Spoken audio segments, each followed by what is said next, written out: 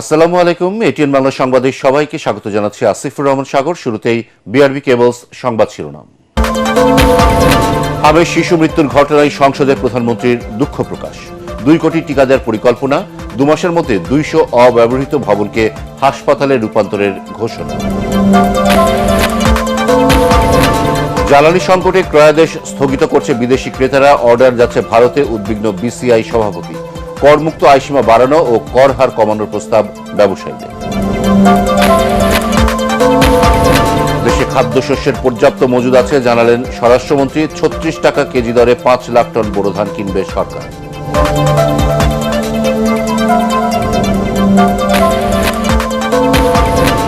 সংরক্ষিত নারী আসনে এনসিপির মনিরা শারমিনের প্রার্থিতা স্থগিত। জামায়াত জোটের 13 প্রার্থীর মধ্যে 12 জনের মনোনয়ন বৈধ।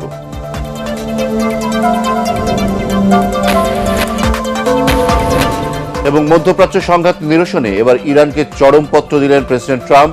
ঐক্যবদ্ধ প্রস্তাব উপস্থাপনে তেহরানকে সময় বেঁধে দিয়েছে ওয়াশিংটন। শুনছিলেন বিআরবি কেবলস সংবাদ শিরোনাম, এবার বিস্তারিত। দেশে হামের শিশু মৃত্যুর ঘটনায় দুঃখ প্রকাশ করেছেন প্রধানমন্ত্রী তারেক রহমান। সংসদে তিনি জানান, পরিস্থিতি উত্তরণে 2 কোটি শিশুকে টিকা দেওয়ার উদ্যোগ নেওয়ার পাশাপাশি হাম শনাক্ত কিট নতুন করে আমদানি করা হচ্ছে। 2 মাসের মধ্যে 200 অব্যবহৃত ভবনকে হাসপাতালে রূপান্তরের কথাও জানান তিনি। সংসদ নেতা আরও বলেন, আগামী 5 বছরের মধ্যে উন্নত, সমৃদ্ধ ও আত্মমর্যাদাশীল দেশ গড়তে কাজ করছে সরকার। ইমদাদুল্লাহ বাবুর রিপোর্ট। অনুগ্রহ করে বলিবেন কি? ত্রয়োদশ জাতীয় সংসদের প্রথম অধিবেশনের 19তম কার্যদিবসে বুধবার সংসদ সদস্যদের প্রশ্নের উত্তর দেন সংসদ নেতা তারেক রহমান। এ সময় তিনি জানান, দেশকে খাদ্যে সমৃদ্ধ করতে ক্লাইমেট স্মার্ট কৃষি পরিকল্পনা বাস্তবায়ন করা হচ্ছে। প্রাকৃতিক দুর্যোগে ক্ষতিগ্রস্ত কৃষকদের পুনর্বাসনের জন্য বিশেষ সহায়তা কার্যক্রম গ্রহণ করা হচ্ছে। ক্লাইমেট স্মার্ট কৃষি বাস্তবায়ন করার পরিকল্পনা রয়েছে বর্তমান সরকারের। চলতি অর্থবছর থেকে প্রাথমিক বিদ্যালয়ের শিশুদের জামা, পাটের ব্যাগ ও জুতা সরবরাহের পরিকল্পনার কথাও জানিয়েছেন তারেক রহমান। এই অর্থবছরে ইনশাআল্লাহ 2 লক্ষ শিশুদের মাঝে বিনামূল্যে স্কুল ড্রেস, শুধু স্কুল ড্রেসই নয়, পাট থেকে তৈরি আমরা বাচ্চাদেরকে স্কুল ব্যাগ দিব। হামের প্রাদুর্ভাব প্রসঙ্গে এক প্রশ্নের জবাবে ভয়াবহ পরিস্থিতির জন্য বিগত 2 সরকারের উদাসীনতাকে দায়ী করেছেন প্রধানমন্ত্রী। হামের টিকা গত কয়েক বছর ধরে বিদেশ থেকে আমদানি করা হয়নি। আর দুঃখজনক, আমরা অনেকগুলো শিশুর প্রাণ ঝরে গিয়েছে, আমাদের মাঝে থেকে চলে গিয়েছে। বাট সামনে আমরা চেষ্টা করছি যাতে আমরা এই পুরো সিচুয়েশনটাকে ম্যানেজ করতে পারি। জনগণের স্বাস্থ্য সেবায় সারা দেশে পরিত্যক্ত ভবনে সেবা কেন্দ্র গড়ে তোলা হচ্ছে বলেও জানিয়েছেন সংসদ নেতা।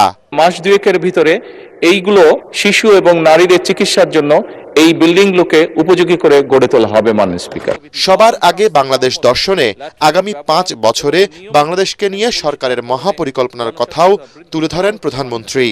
আগামী 2026-27 অর্থ বছরে এবং আগামী 5 বছরের কর্ম পরিকল্পনা প্রণয়ন করেছে। এই সকল উদ্যোগ আমরা বাস্তবায়নের চেষ্টা করছি। সরকারের পরিকল্পনা বাস্তবায়নে সংশ্লিষ্টদের সহযোগিতাও চান সংসদ নেতা। মহামান্য শব্দটি মনে হয় ব্যবহার করেছেন, দয়া করে আমাকে এর পরে অ্যাড্রেস করার সময় কখনো এই কথাটি আর বলবেন না। ইমদাদুল্লাহ বাবু, এটিএন বাংলা, ঢাকা। হামের উপসর্গ নিয়ে 24 ঘন্টায় সারা দেশে আরও 5 জনের মৃত্যু হয়েছে। এদের মধ্যে ঢাকা বিভাগে 4 জন এবং চট্টগ্রাম বিভাগে 1 জন মারা গেছে। একই সময় হামে আক্রান্ত হয়েছেন 129 জন। উপসর্গ নিয়ে হাসপাতালে ভর্তি 913 জন। এ নিয়ে মোট হামের রোগীর সংখ্যা দাঁড়িয়েছে 27,164 জনে। গেল 24 ঘন্টায় সবচেয়ে বেশি হাম আক্রান্ত হয়েছেন ঢাকা বিভাগে 122 জন।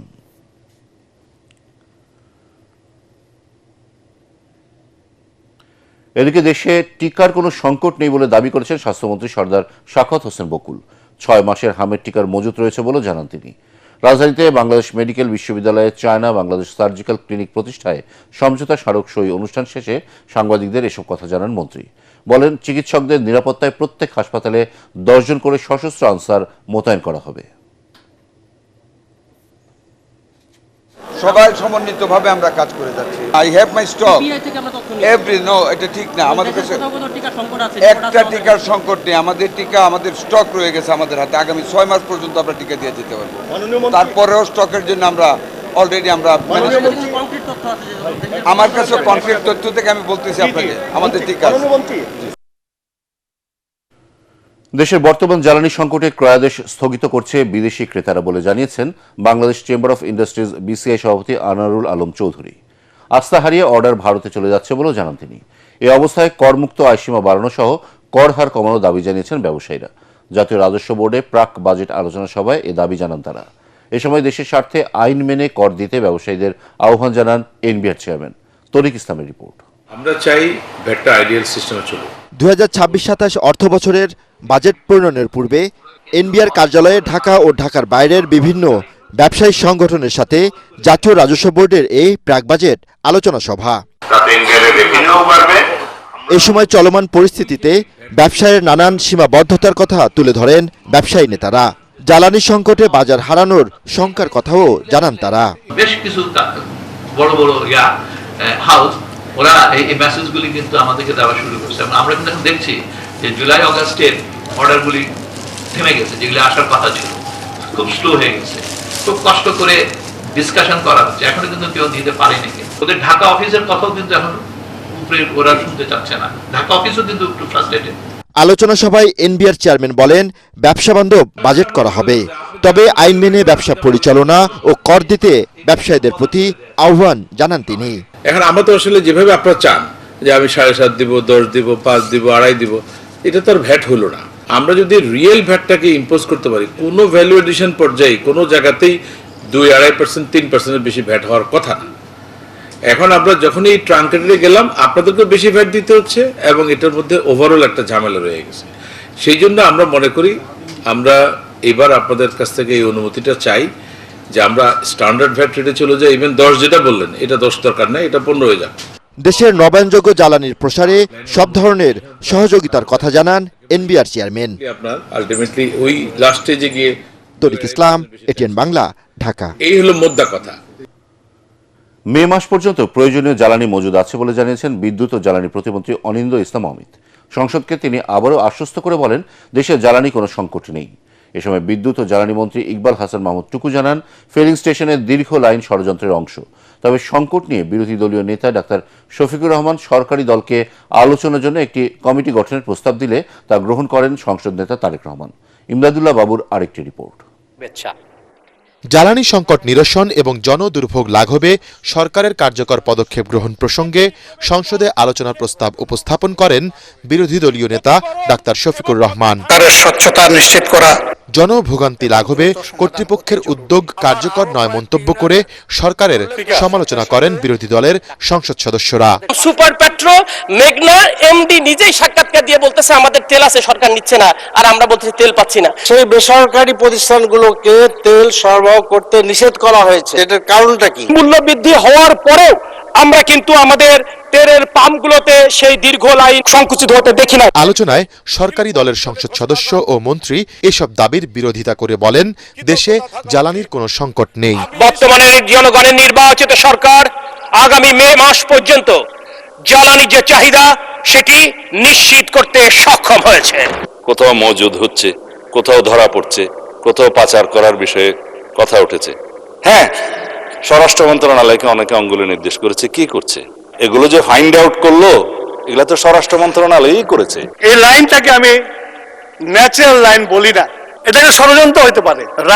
রাইডার ছেড়ে দিয়ে তেল বিক্রি করে তারা বেশি প্রফিট করছে। আসুন জাতীয় ঐক্য গড়ে তুলি এই অবৈধ লাইনের বিরুদ্ধে। নির্ধারিত বক্তব্য পর্বে বিরোধী দলীয় নেতা ডাক্তার শফিকুর রহমান এই সংকট নিয়ে সরকারের সাথে আলোচনায় বসার প্রস্তাব দেন। কেন আমাদের জাতির একটা শর্ট টার্ম, মিড টার্ম এবং লং টার্ম একটা স্ট্র্যাটেজি থাকবে না এনার্জি জেনারেট করার ব্যাপারে? সেই বিষয়গুলো নিয়ে আমি মনে করি যে খোলামেলা আলোচনা আমাদের এখানেও হতে পারে, আবার এখান থেকে গঠিত কোনো কমিটির মাধ্যমে হতে পারে। আমরা যদি জয়েন্টলি করতে পারতাম তাহলে আমাদের ডেমোক্রেসিটা সাস্টেইনেবিলিটির দিকে যেত, মানুষ আশান্বিত হতো। এ সময় দেশ ও মানুষের স্বার্থে সরকার এবং বিরোধী দলে কোনো মতপার্থক্য নেই মন্তব্য করে আলোচনার প্রস্তাবকে স্বাগত জানান প্রধানমন্ত্রী তারেক রহমান। অবশ্যই আমরা বিরোধী দলকে আমন্ত্রণ জানাবো, আমাদের অবস্থান থেকে আমরা বসবো, আমরা আলোচনা করব। ওনাদের প্রস্তাবে বাস্তবতার নিরিখে যদি কোনো কিছু থাকে যেটি বাস্তবায়ন করা সম্ভব, অবশ্যই আমরা তা করব। বাংলাদেশের মানুষ আমাদেরকে এখানে পাঠিয়েছে তাদের স্বার্থ দেখার জন্য। কাজে যে আলোচনা করলে বাংলাদেশের মানুষের স্বার্থ রক্ষা হবে, যে কাজ করলে বাংলাদেশের মানুষের স্বার্থ রক্ষা হবে, ইনশাআল্লাহ আমরা অবশ্যই সেই কাজ করব। জনগণের স্বার্থে বিরোধী দলের যে কোনো প্রস্তাব গ্রহণ করা হবে বলেও জানিয়েছেন সংসদ নেতা এবং বিরোধী দলের সকল সদস্যকে ইমদাদুল্লাহ বাবু, ATN বাংলা, ঢাকা। আন্তরিকভাবে ধন্যবাদ জানাতে চাই। প্রতি কেজি বোরো ধান ৩৬ টাকা আর চালের দাম ৪৯ টাকা নির্ধারণ করেছে সরকার। কেনাকাটা শুরু হবে ৩রা মে থেকে। আর এবার ৫ লাখ টন ধান আর ১২ লাখ টন চাল সংগ্রহ করবে সরকার। সচিবালয়ে বৈঠক শেষে এসব তথ্য জানান খাদ্য পরিকল্পনা ও পরিধারণ কমিটির সভাপতি স্বরাষ্ট্রমন্ত্রী সালাউদ্দিন আহমদ। দেশে খাদ্যশস্যের পর্যাপ্ত মজুদ রয়েছে বলেও দাবি করেন তিনি। রিপোর্টে জানাচ্ছেন মাহবুব কবির চপল। মাঠে বোরো ধানে বাতাসের আবেশ, স্বপ্ন দেখছে বাংলাদেশ। কৃষকের মুখে হাসি, যা দেখে সরকার খুশি। এবার আবহাওয়া অনুকূল থাকায় উৎপাদন ভালো হবার আশা করা হচ্ছে। আগামী ৩ মে থেকে ধান, গম আর ১৫ মে থেকে চাল কিনবে সরকার। গত মৌসুমের মতোই এবারও প্রতি কেজি চাল ৪৯ টাকা, ধান আর গম ৩৬ টাকা নির্ধারণ করা হয়েছে। এবার ১২ লাখ টন ধান, ৫ লাখ টন সিদ্ধ চাল, ১ লাখ টন আতপ চাল ও ৫০,০০০ টন গম কিনবে সরকার। এই বছর মৌসুম ভালো এবং আমাদের যে আবহাওয়া রিপোর্ট সেই অনুসারে এখনো পর্যন্ত দুর্যোগের কোনো সম্ভাবনা ইনশাআল্লাহ নেই। সেই হিসাবে আমরা আমাদের লক্ষ্যমাত্রার চাইতেও বেশি উৎপাদন হবে বলে আশা করছি। দেশে প্রতি বছর চালের চাহিদা প্রায় ৪ কোটি টন, উৎপাদন ৪.৫ কোটি টনের মতো। তারপরও বাজারে মাঝে মধ্যেই সংকট দেখা দেয়। সালাউদ্দিন আহমদ জানান, উৎপাদন ও চাহিদা মাথায় রেখে বাজার ব্যবস্থাপনায় চোখ রাখবে সরকার। আমাদের নিরাপত্তা মজুদ এই পর্যন্ত জাতীয় ভিত্তিতে আমাদের ধারণ ক্ষমতা প্রিজার্ভেশন আমরা যেভাবে করি সেটার উপর ভিত্তিতে করা হয়েছে ১৩ লক্ষ মেট্রিক টন। এটা আমাদের নিরাপত্তা মজুদ বলে আর কি। আমাদের সবসময় এই মজুদটা থাকতেই হবে। আমাদের এখন মজুদ আছে ১৭-১৮ লক্ষ মেট্রিক টন। এখন আমরা ৫ লাখ টন এই বোরো মৌসুমে প্রক্রিয়া করব এবং সেটা চাহিদা অনুসারে, সময় অনুসারে, পরিবেশ পরিস্থিতি অনুসারে আমরা সেটা বৃদ্ধি করতে পারব। খাদ্যশস্যের কৃত্রিম সংকট সৃষ্টি করলে বিদেশ থেকে আমদানির সুযোগও রাখা হয়েছে বলেও জানান তিনি। ওপেন টেন্ডার ম্যাটারে যেতে পারি। মাহবুব কবির চপল, ATN বাংলা, ঢাকা। ত্রয়োদশ জাতীয় সংসদের সংরক্ষিত নারী আসনে জামায়াত জোট মনোনীত ১৩ প্রার্থীর মধ্যে ১২ জনের মনোনয়নপত্র বৈধ ঘোষণা করেছে নির্বাচন কমিশন। তবে এনসিপির মনিরা শারমিনের মনোনয়নপত্রের বিষয়ে চূড়ান্ত সিদ্ধান্ত দেয়নি ইসি। রাজধানীর আগারগাঁওয়ে নির্বাচন কমিশন ভবনে সংরক্ষিত নারী আসনের রিটার্নিং অফিসার মোহাম্মদ মঈনুদ্দিন খান মনোনয়নপত্র বাছাই শেষে এই ঘোষণা দেন। শুনানিতে জানানো হয়, মনিরা শারমিন পূর্বে সরকারি চাকরিতে কর্মরত ছিলেন এবং বেতন ভাতা নিয়েছেন। এদিকে বিলম্বের কারণে এনসিপির নুসরাত তাবাসসুমের মনোনয়ন বাতিল করেছে নির্বাচন কমিশন। আমার পূর্ববর্তী পেশা চাকুরি এবং উনি যে স্টেটমেন্ট দিয়েছেন সেখানে গভর্নমেন্ট পে স্কেলের কথা উল্লেখ আছে। সেই জন্য আমরা ওনার কাছে ওনার সপক্ষে ডকুমেন্ট চেয়েছি। 13 জনই বৈধ বলে ঘোষিত হবেন এবং ইনশাআল্লাহ তারা জাতীয় সংসদে নির্বাচিত হবে এবং এই জাতীয় সংসদে তারা গুরুত্বপূর্ণ দায়িত্বশীল ভূমিকা পালন করবেন, আমরা এই প্রত্যাশা রাখি। চট্টগ্রাম সরকারি সিটি কলেজে সংঘর্ষের ঘটনায় ছাত্রদলকে দায়ী করেছেন ডাকসুর ভিপি আবু সাদিক কায়েম। একই সঙ্গে জড়িতদের বিরুদ্ধে মামলা দায়েরের ঘোষণা দিয়েছেন তিনি।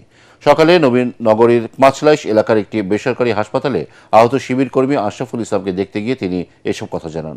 সাদিক কায়েম বলেন, যারা হামলায় অংশ নিয়েছে তাদের শনাক্ত করা হচ্ছে। আহতদের কাছ থেকে তথ্য নিয়ে দ্রুত মামলা করা হবে।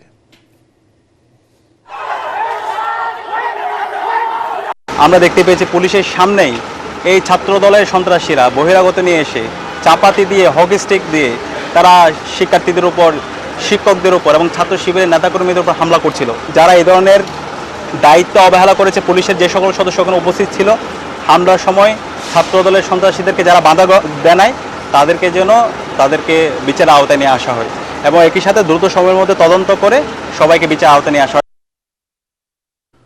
চট্টগ্রাম সরকারি সিটি কলেজে ছাত্রদল এবং ছাত্র শিবিরের মধ্যে সংঘর্ষের ঘটনার উত্তাপ ছড়িয়েছে সংসদেও। এ নিয়ে বিতর্কে জড়ান সরকার ও বিরোধী দলের সংসদ সদস্যরা। খাগড়াছড়ি 2 আসনের সরকার দলীয় সংসদ সদস্য আব্দুল ওয়াদুদ ভূঁইয়া এই ঘটনায় বিরোধী দলের সমালোচনা করেন। এ সময় তার বক্তব্যকে অসংসদীয় বলে প্রতিবাদ জানান বিরোধী দলীয় নেতা ডাক্তার শফিকুর রহমান। পরে এই ঘটনার সুষ্ঠু তদন্ত ও বিচার দাবি করেন চাঁপাইনবাবগঞ্জ 2 আসনের সংসদ সদস্য মিজানুর রহমান। চট্টগ্রামের সিটি কলেজে যে ঘটনাটি ঘটেছে, আমি মাননীয় স্বরাষ্ট্রমন্ত্রী মহোদয়ের দৃষ্টি আকর্ষণ করে বলতে চাই, এই ঘটনার সচিত্র বিবরণ বিভিন্ন পত্র পত্রিকা এবং সোশ্যাল মিডিয়াতে এসেছে। কাউরি উপর দায় না চাপিয়ে প্রকৃত ঘটনার সত্যতা যাচাই করে এর জন্য কারা দায়ী তাদেরকে আইনের আওতায় নিয়ে আসার আমি আবেদন জানাচ্ছি। চট্টগ্রামের ছাত্রদল কি কথা বলেছে, গুপ্ত বলেছে। এই সংসদে আমরা নির্বাচিত হয়ে আসছি কথা বলার জন্য। বিরোধী দলের ভাইরা আজকে কণ্ঠ চিপে ধরতে চায়। এতে মনে হচ্ছে বাংলাদেশে আগামী দিনে সুষ্ঠু ধারা রাজনীতি তারা করতে দেবে না, এটাই প্রতীয়মান হচ্ছে। প্রিয় ভাইরা, বিরোধী দলকে আমি এটাও বলে দিতে চাই, আমাদেরকে যারা ভোট দিয়েছে তারা আঙ্গুল চষবে না, বসে থাকবে না। প্রথমে আমি তীব্র প্রতিবাদ জানাই, এখানে যে অসংসদীয় ভাষা ব্যবহার করা হয়েছে এটা এক্সপান্ড করা হোক। 2 নম্বর, একজন সংসদ সদস্য সংসদের ভিতরে দাঁড়িয়ে যে হুমকির ভাষায় কথা বললেন, আমরা এতে আঘাত পেয়েছি এবং আমরা আমাদের ক্ষোভ প্রকাশ করছি। জনগণ বসে থাকবে না তার মানে কি? তিনি কি উস্কাই দিচ্ছেন জনগণকে বিশৃঙ্খলার দিকে? এগুলা সংসদীয় আচরণ না, মাননীয় স্পিকার। হাজার হাজার ছাত্র জনতা রক্ত দিয়েছে সেই গণতন্ত্রের জন্য। আজকে দাঁড়িয়ে যদি সেই গণতন্ত্রকে বিপন্ন করার জন্য যদি আমরা এখনই অসহিষ্ণু হয়ে উঠি, তাহলে আমরা কাদেরকে সুযোগ করে দিচ্ছি, এটি ভাবার জন্য আমি আমার বিরোধী দলের নেতৃবৃন্দর কাছে আমি অনুরোধ রাখব। এবার ইরান আমেরিকা যুদ্ধ প্রসঙ্গ।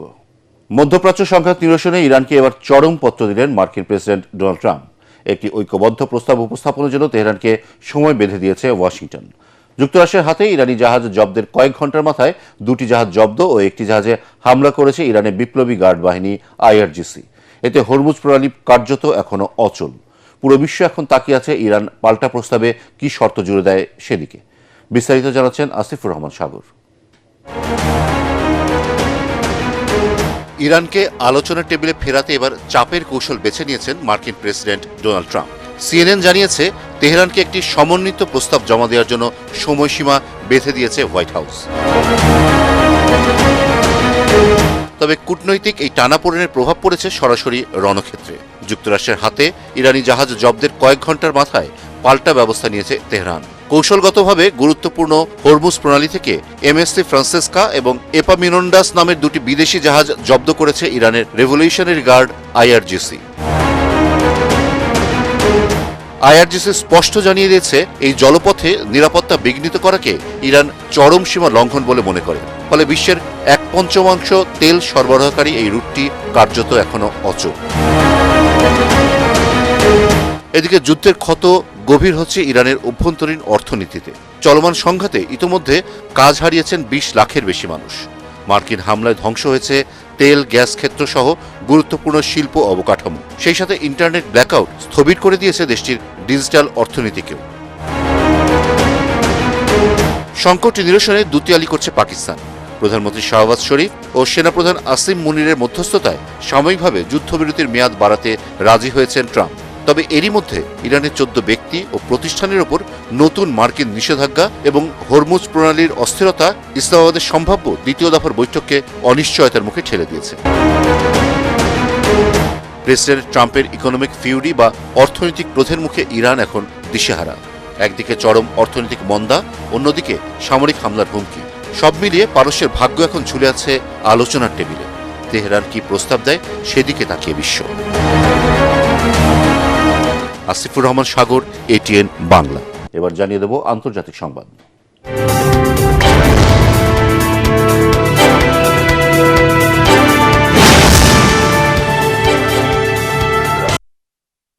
নেপালের নতুন সরকারের স্বরাষ্ট্রমন্ত্রী সুদান গুরং পদত্যাগ করেছেন। অর্থ পাচারের অভিযোগে তদন্তের মুখে থাকা ব্যবসায়ী দীপক ভট্টের সঙ্গে তার ব্যবসায়িক সম্পর্কের অভিযোগ নিয়ে সম্প্রতি বিতর্ক তৈরি হয়। তার জেরেই শেষ পর্যন্ত পদ ছাড়লেন তিনি। সামাজিক যোগাযোগ মাধ্যমে পদত্যাগের ঘোষণা দেন গুরং। ফেসবুকে তিনি লেখেন, তদন্ত প্রক্রিয়াকে প্রভাবিত না হয় সেজন্য স্বরাষ্ট্রমন্ত্রীর পদ থেকে ইস্তফা দিচ্ছেন তিনি।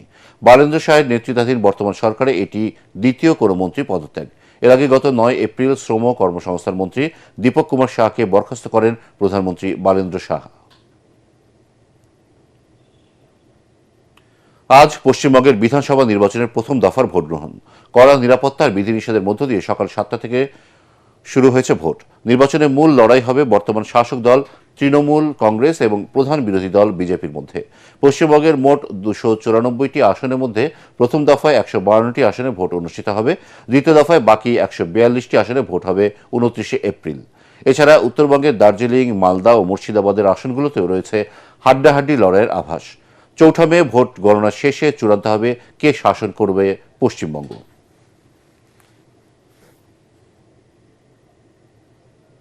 এবারে জানিয়ে দেব খেলার খবর।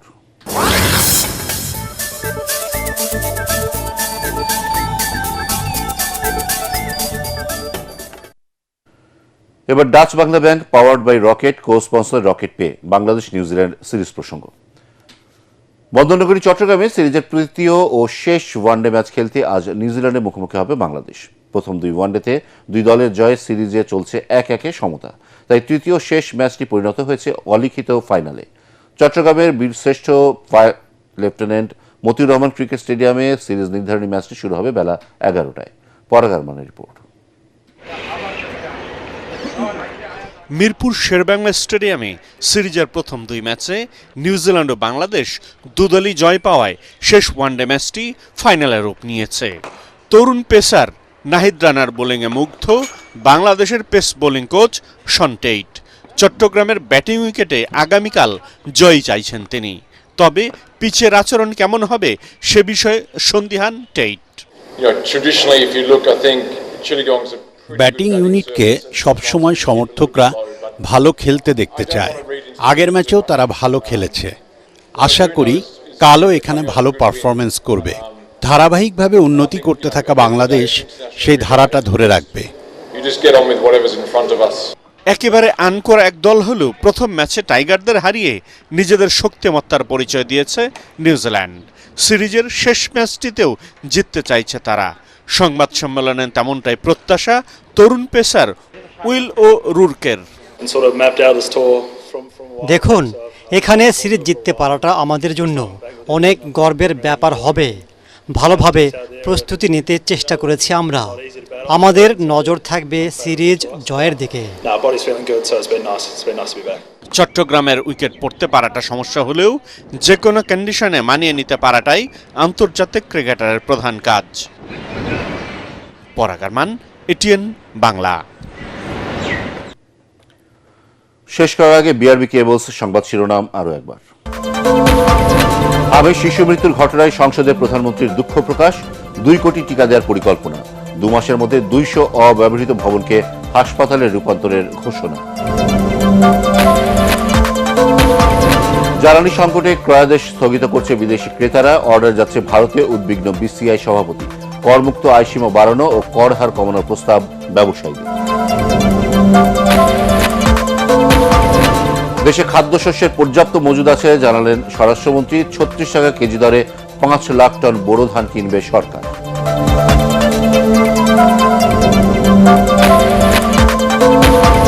সংরক্ষিত নারী আসনে এনসিপির মনিরা শারমিনের প্রার্থিতা স্থগিত। জামায়াত জোটের 13 প্রার্থীর মধ্যে 12 জনের মনোনয়ন বৈধ।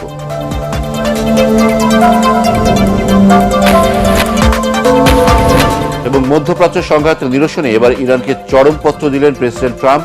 ঐক্যবদ্ধ প্রস্তাব উপস্থাপনে তেহরানকে সময় বেঁধে দিয়েছে ওয়াশিংটন। পরবর্তী সংবাদ দেখার আমন্ত্রণ জানিয়ে এখনকার মতো শেষ করছি। এটিএন বাংলা সংবাদ ইউটিউবে দেখতে ব্রাউজ করুন youtube/ATN Bangla News।